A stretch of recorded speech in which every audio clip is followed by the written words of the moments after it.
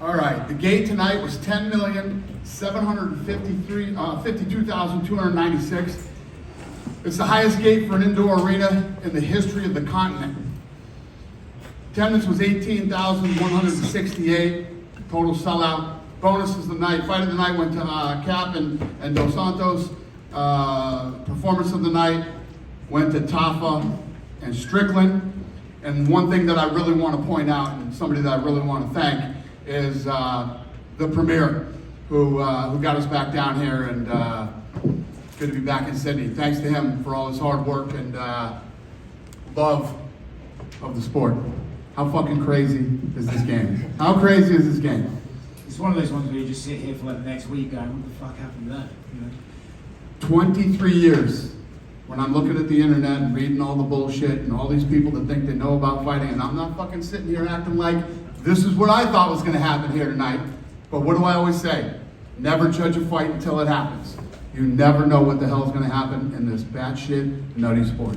Would you say this is one of the biggest upsets in the history? Yeah, I mean, if you think about Australia, the two biggest upsets ever in the men's and women's division has happened in Australia. What did you think of, we'll start with Israel, right? What did you think of his performance? I think some people are saying he looked very flat early on. He looked like he sort of didn't deal with the pressure Sean was giving him very well. What did you think of Israel? Israel looked like he was in slow motion. He looked like he couldn't get off. He looked like he was really stiff tonight. He looked very slow.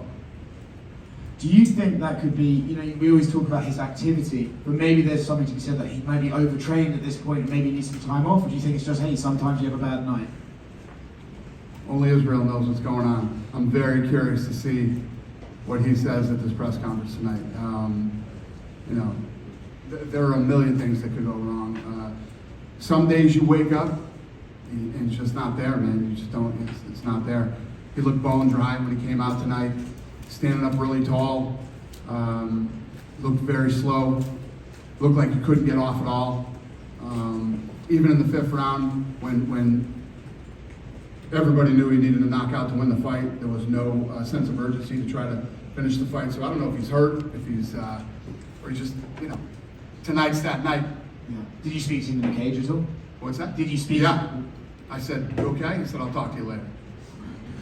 Then go to Sean Strickland. You know, he did what he's had to do, right? He came here, he beat the champion, 4 rounds to 1. Came into hostile territory, the whole world talking shit about him, the whole world saying he couldn't do it, a 7-1 underdog, came in, almost finished him in the first round, and won the championship, won the world title, man. So, everything that we're talking about right now about how crazy this sport is, when opportunities arise, you jump on them and you take them. And, you know, you should never turn down fights when you get the call, especially if it's for a world title. Sean's an interesting character, right, to have as champion. Yeah. You know, I'm sure it's going to get crazy in here in a little while. Yeah.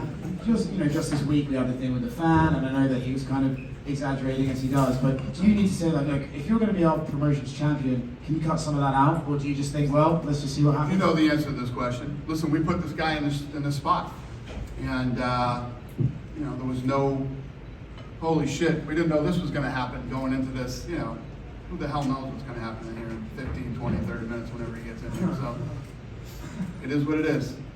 This is the fight business, boys and girls. Yeah. And he is one of the nuttiest in the sport.